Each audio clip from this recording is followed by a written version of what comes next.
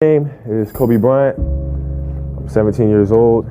I wasn't invited to parties or friendly gatherings on the weekend. So on Fridays and Saturdays, I would go in my rec room with my basketball and basically dribble myself to sleep.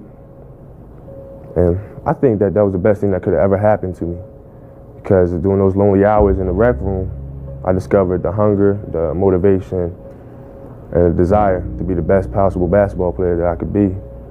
In my mind, I'm always the best.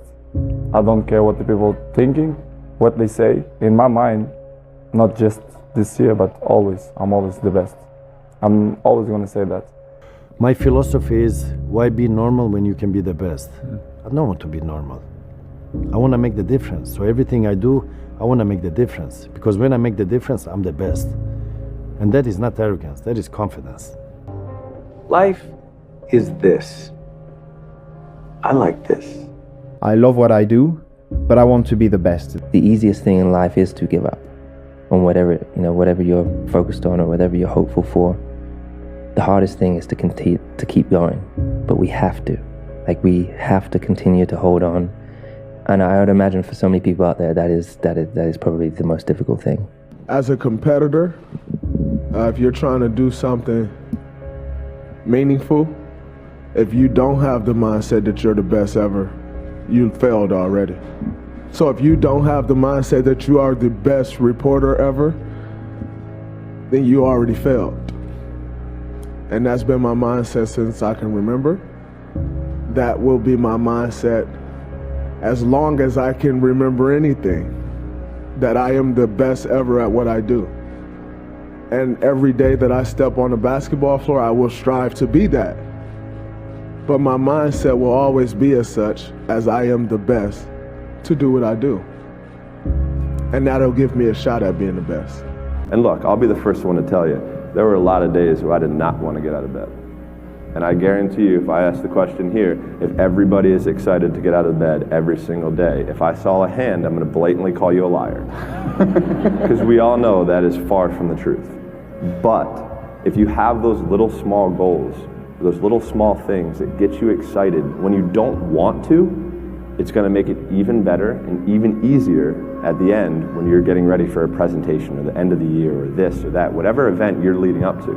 It's going to make it so much easier. And I think if you look at the greats in anything that, in any walk of life, the greats do things when they don't always want to. And that's the separation. If you give up on your dreams, what do you have left? Nothing.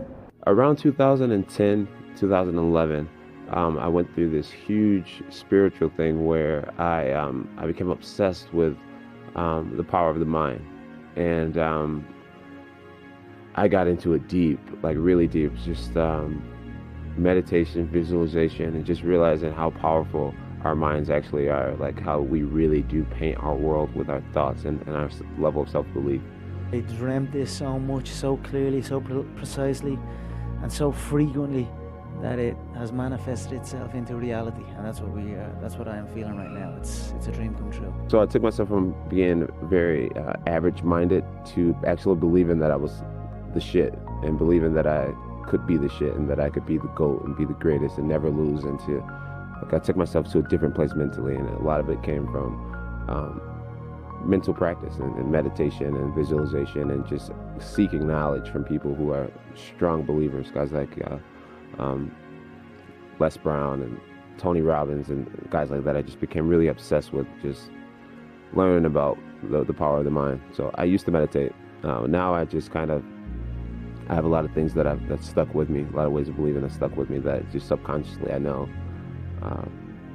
who I am, what I'm capable of, and how I believe, and how powerful my mind actually is. I believe in the law of attraction, and I believe that that you can speak things into existence, and I believe that when you know where you're going and you know what you want, the universe has a way of stepping aside for you. And me signing my signature with Champion 2011 on it, it can't hurt me. It can't hurt me. It could only help me to believe it even more. So yeah, I mean, it works for me. been saying something that I find to be very interesting, that the butterflies in your stomach are in formation. Right. I've never heard that before. I think it makes a lot of sense. What do you mean by that? Elaborate. What I mean by it? Okay, so the butterflies in formation, basically it means when you have butterflies and you're feeling anxious and you have anxiety or nervous, that's when you're most powerful, I believe. A lot of people, instead of homing this power and using it, they allow it to just consume them. Connor, in February of 2013, we spoke for the first time. You didn't have a car, you didn't have a pot to piss in, all you had were blueberries. Now here you are with the undisputed gold. Enjoy it, my friend. You deserve it, you called it. Yeah, from nothing to something to everything. So that's where I am right now. Never stop fighting. No matter what anyone says, no matter how they try to compromise you, compromise your vision. If it's in your gut, if it's in your soul, there's no worldly possessions that should come between you and your expression. As a race, human beings, we're a blip in existence. Death is promised. So what do you do with your life? How do you make the most of it? How do you make your voice the loudest? Whenever I fail at something, people always say, man, how do you handle failure, man? I fail a lot, dude. I fail all the fucking time. They go, how do you handle it? I look at failure as your first, second, third, fourth, fifth attempt. I look at them as attempts. I don't look at anything as failure. Because when you're going to try to do something, not trying is failure. That's not some after school special shit. But when you're able to go out there is no failure. It's attempts. Because when you're trying to do something that's bigger than you, whatever you are, whoever you are, if you're paralyzed, you're trying to walk one step and you didn't fail, motherfucker. That was your first attempt. If that's your biggest thing, that's how your mindset needs to go into everything. So I don't look at it as failure is a big word like that gets people down and shit. We give so much power to words. I don't.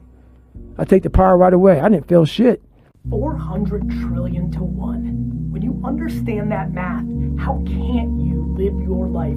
That's how rare it is to be a human being. Now what are you waiting for? Like, you've been given this ridiculous triple miracle. Like, you're literally more likely to win the lotto 10 times in your life than actually have a life. People get frustrated not achieving what they want because they assume that they're going to jump across a cavern in one leap. But if you picture your goals like you're trying to build a bridge across that crevice, and every brick that you put on that bridge is progress, and each one of those bricks represents a skill that you need to learn along the way, it just takes all the way until you get to the other side that you can actually walk across. And so the walking across is the outcome. It's the external perceived achievement. But if you can reframe your progress as, what are the 100 things on this checklist? What are the 100 skills that I need, the micro skills that I need? Then you can have much faster feedback cycles of wins that you're achieving along the way. And I think if you can define it that way, then you can feel like you are winning, A, more often, but B, with higher intensity, because as you win, skills stack on top of each other. We often live in fear of what people think. How you're going to be judged, how you're going to be received. If you're very outspoken, you're going to lose your job, you're going to be fired. I've always been an outspoken person. I think that's just been a quality. I've never been a follower. I don't like to conform to how people expect, what people expect from you. As I said, I was having a success, and I was like, okay, now I'm at the top. What can I do with it? Yeah. And there are so many causes. There's so many problems out there, and there's so many amazing causes. And which one? There's only one of you. So like, where do you put the focus? And it took a long, long time to really find what that was for me.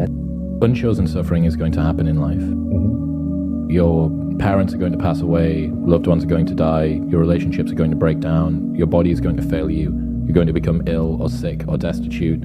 Things are going to happen that you have no control over. And the only way that you can prepare yourself for unchosen suffering is with chosen suffering. Right. Movement, good exercise, good music, good clothes, good food. The things I love. Competition. I love competition. I love it. Those things doesn't change me. I change my own game. You tell me good luck. I don't need luck to perform. I decide when to perform good. I am in control to do good or bad.